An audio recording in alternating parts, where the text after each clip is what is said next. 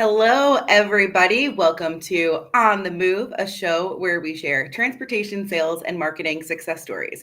I'm Jennifer Karpus Romaine, Executive Director at the Transportation Marketing and Sales Association, which is a trade nonprofit educating and connecting marketing and sales professionals in transportation and logistics. And today I'm very excited to have on the show Kim Cockrell Corley, who is the founder and CEO of Upward Bound Ventures, and she is our 2024 Sales Mountain Mover. It is a mouthful when you say it all together. Welcome to the show and congratulations. Thank you so much. It's great to be here. And what does this award mean to you? Gosh, from the highly respected colleague that nominated me to everybody that's ever trusted me in this industry, it just means so much. So, to me, a sales mountain mover is somebody that can inspire the trust of, peers, customers, different industry stakeholders, and invite them on this journey to defy odds and, move the needle forward. So to have been able to experience that and earn the trust of people in this industry, it means so much to me. We have a lot of talented sellers and commercial leaders in this industry, so it's quite an honor. Well, we are so happy to have you, and we are here at the TMSA Executive Summit in Hoboken, New Jersey. I'm actually laughing because as we record this, the sun is coming up over New York City. You guys can't see that, but we can, but you can see the lighting change behind us as we continue on in this interview. But it is beautiful, and it was really exciting to be able to give you the award live and in person. Yes, so thank you. You started in this industry at a pretty young age, and at a international level with the early part of your career moving to Panama. What was that like? And how I was reading all about you. I'm like, wow, like you have a lot of international experience at a young age, and that probably is really intimidating. It's been such a fun ride. I had no idea what I wanted to do with my career, but I could tell you from a young age that it had to be international. So I actually had the opportunity to go work while I was in college as an intern for Walt Disney World. And so for me, that was the first time I had really been in a truly multicultural environment. And I came back from that experience and I enrolled myself I'm going to minor in Spanish. I'm going to get in international logistics and, let's go. And I went to my first international logistics course and I go, this is it. I mean, not just the problem solving that we do every day in logistics, but also just the idea of recognizing and practicing gestures that deepen connections between people in different cultures, conducting business according to the norms of a different country or culture, that totally energized me and I was signed up, But I think right after college, I interviewed with Maersk. Didn't have any idea how to say their name. Probably still butcher it today a little bit. When I was announcing it yesterday, as I was reading it, I was like, I may have not said this properly. We'll just keep it moving. Who knows? Depending on what part of the world you're in, it's Maersk. I don't know. But it ended up being one of the best decisions that I ever made. I mean, they really put a mark on me to, just be a global leader. And I'm so glad that I went on that journey. And with them, I got to go to many different countries. But your question about Panama, I think I might have a little Latina down in me. I really think I might because I just keep getting drawn back to roles in that part of the world or even just, travel for fun to that part of the world. So, saludos a mi amigos de Panama y todo Latinoamérica, my family in Sealand. So the culture, it's just so rich. They're so generous and hospitable in Latin America. And they really teach you gratitude and living with joy today. So, I mean, what's not to love? I had a great time. We actually, in that role, were the pioneering team that moved the Central American Caribbean headquarters out of the North American cluster and kind of established a presence in Latin America for that part of Maersk. So it was an epic time. I loved it. And you then have worked at that company, you were able to travel to other places as well. So not just Panama, but you also lived and worked in the United Arab Emirates and Belgium. So how do you think that international scope really helped shape your career? Yeah, it's been defining, and I'm so grateful for it. Every time that I've spent a significant amount of time in a country, I've ended up really blessed to have met local people who helped me understand and really like immerse myself in that culture and vice versa. And so I ran with a super eclectic crowd, like all my, for years. I mean, some of my closest friends are Emiratis, Sri Lankans, Persians, Aussies, South Africans, and we're really not all that different. And when you are yourself and you treat people with integrity, it really builds trust. And it's not that different in business at all. So I would say that there were some nuances, coming into roles such as, managing a P&L or a trade route in the UAE, or managing Middle Eastern commercial efforts or regions, or Europe. There were situations in which there were assumptions made about who I was or the value that I would or wouldn't be able to bring as an outsider to that role. Mm-hmm.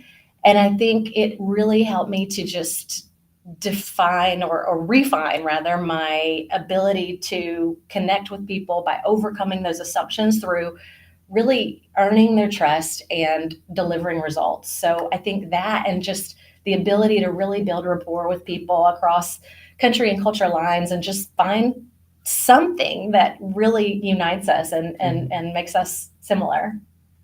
I love that. You also, not unsurprisingly, hearing your journey and your story, were named a trailblazer in the 2024 Women in Supply Chain by Supply and Demand Chain Executive in Food Logistics. I looked at how you acknowledged that award on LinkedIn, and you credited so much of your journey to the teams that you worked with, mentors who guided you, opportunities that you had to learn and grow, which I really appreciated that sentiment. I think it's good to reflect on how we got to where we are and then how we keep going. So, but I think sometimes, especially being a woman in this industry, it can be hard to find mentors or going after that or knowing who to approach. So do you have any advice for people that are looking to seek them? How did you find your mentors? And then kind of, do you pay that forward and have mentees now? Yes, great question. I think I'm still waiting for some older, wiser, more successful executive to come grab me by the shoulder and say, let me guide you. Let me guide you on this path towards ultimate success. But that hasn't happened for me. I would just say, to someone that wants one or, needs one in their life, you just have to seek out somebody that's doing it right and ask them for their time, and I think it's not always just going to be one mentor that can help you your whole career. I think if you're going out there and you're taking chances and you're taking risks, the problem set is going to constantly evolve, and you may need a different leader for that. Mm-hmm. So I think I've been very lucky I've had managers. I had this one particular manager that, as I stepped into a people management role, she just really helped me recognize the importance of setting healthy cadences and rhythms with my teams, and really just shared her tips and tricks for being a successful leader. And then I respected that relationship so much that we've maintained it. And, we help each other now. And sometimes she might actually say, like, hey, you're mentoring me in this way. And, and I get so much from her. I would say, too, there have been, problems or when I've hit walls in my career, I've not been afraid to reach up and say, hey, give this a sanity check. I need just 30 minutes of your time. This is what I'm dealing with. Put your eyes on this and tell me what I'm missing. Mm-hmm. So I think, and that's one of the first things that I did too. When I started this consulting business, I reached out to leading supply chain consultants. I was like, tell me how you got here. Tell me how you set yourself up for success, and how are you adding the most value possible for your customers? And that was awesome. So to anybody that needs one, just reach out to somebody who is excelling in your deficit areas. Be specific with the ask. Mm-hmm. Hey, Jen, I would love 30 minutes of your time to help me unpack problem X, and come prepared, use their time. And if it's a connection, repeat with a new agenda. People want to help people. And yes, I do try to help. If there's anybody that I can help, love to do it. So yes. Yeah, I think it's really important. I remember one time it was actually a podcaster, which is funny because we're on a podcast now, but it was a marketing one. And I just really liked it. And I reached out to her on LinkedIn, and I pretty much did that. Like, can I just pick your brain on things marketing? She's like, you were a real person asking me something real, and you weren't like a robot or someone trying to sell me something. So I just organically said yes. And that was one of the first times I ever did that. And so I think that's true. There's a lot of value in that. And I do think, which this is potentially a selfish plug for TMSA, but getting involved in associations, getting involved in networking spaces is really helpful, because then those asks are a little bit more organic, because you meet people at a show or a conference, or you're networking with them. And so you're a little bit more comfortable to then have that ask, as opposed to just reaching out on LinkedIn or doing something. So 100%. getting involved, not just with TMSA, but wherever you want to, can be a big help with that, I think. Yes, exactly. Yeah, I met a gentleman last night. He was just like, I don't want the pitch. Like, if I've met you, I will do anything for you. But I just need to know who you are. So, yeah. And what do you think, well, this is a big pivot. What do you think is the biggest challenge facing the transportation and logistics industry today? And how can leaders build towards a better tomorrow for it? That is such a tough one. I think the reason that we love and hate logistics is because you can literally turn on the news any given day and go, ooh, that is going to impact my business in a negative or a positive way. And we have really smart people that make excellent plans for their company. They make a great freight budget.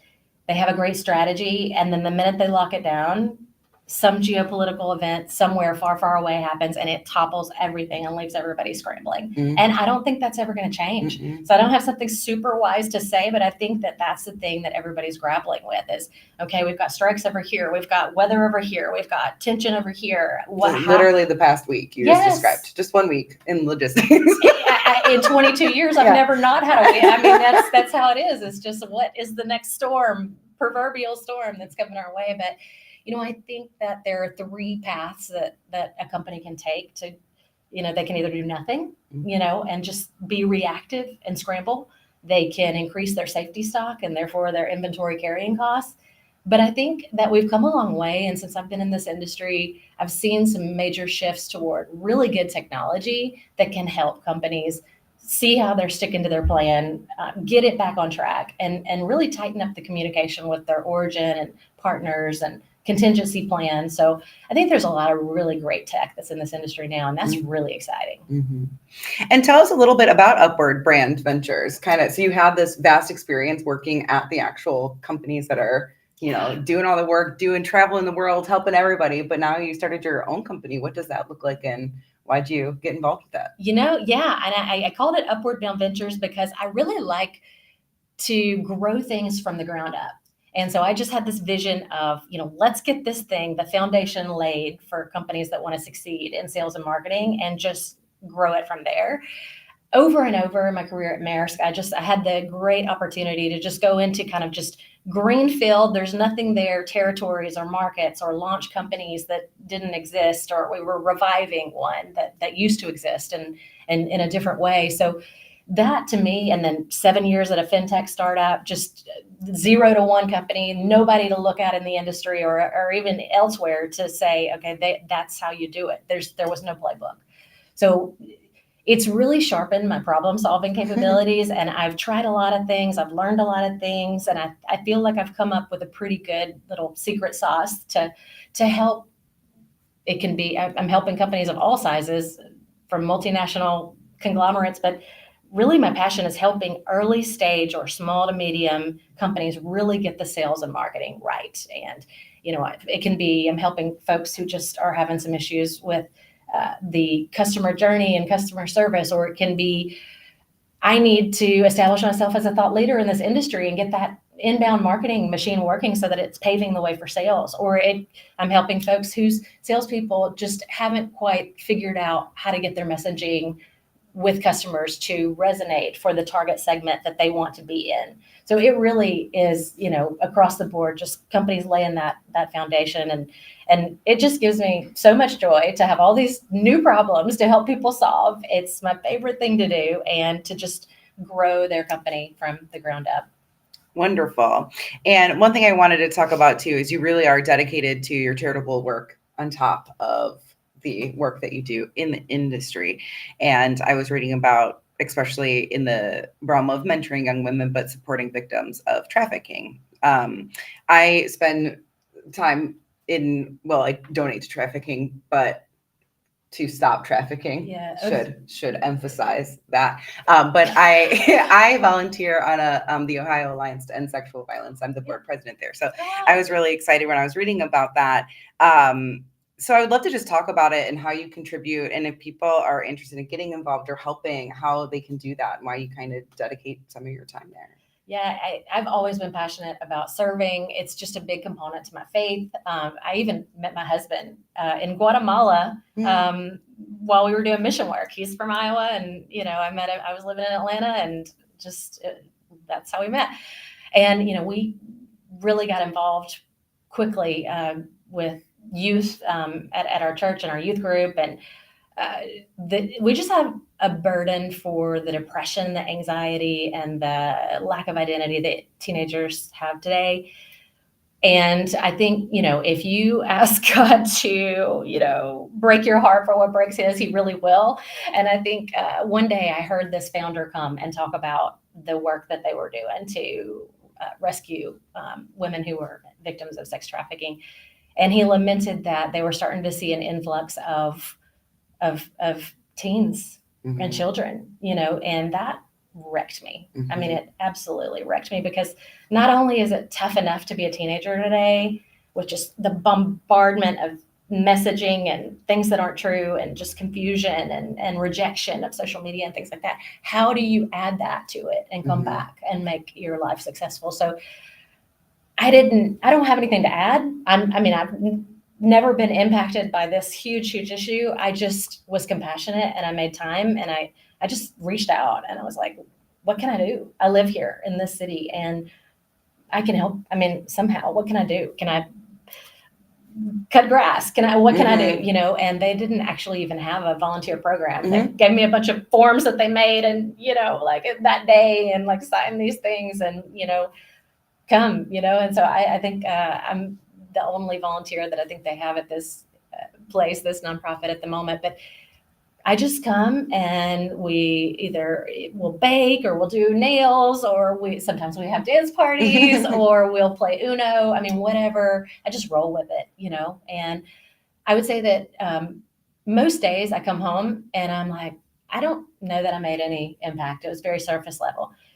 But then some days you come home and you're like, I think I just planted a nugget. I just gave that person hope. We just had a deep laugh, and I'm not going to be able to solve their problems. I wish that I could, but just to love on them and to just speak truth and positivity into their lives and encourage them. That's what I want to do. So if anybody's wanting to get involved, I would say find the cause. If it's something else, find the cause that wrecks you and call them.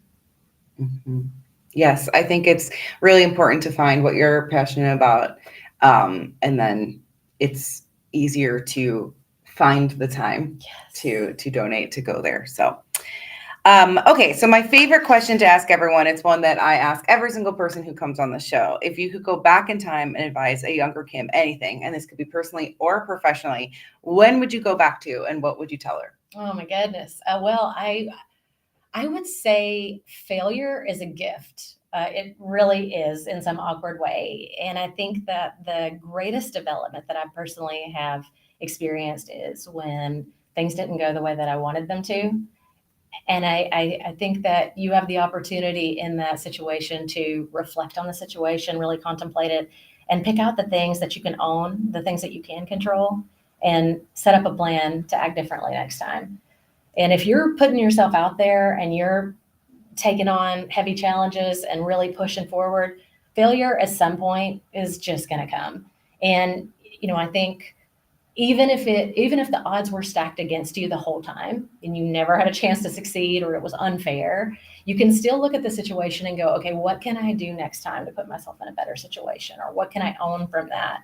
And how can I, modify behaviors in the future? So that would be part one. And I would say the other part of that is, do not let yourself, when failure comes, do not let yourself go into this narrative where you have this devil on your shoulder saying you are ill-equipped or you're really an imposter. That happens, right?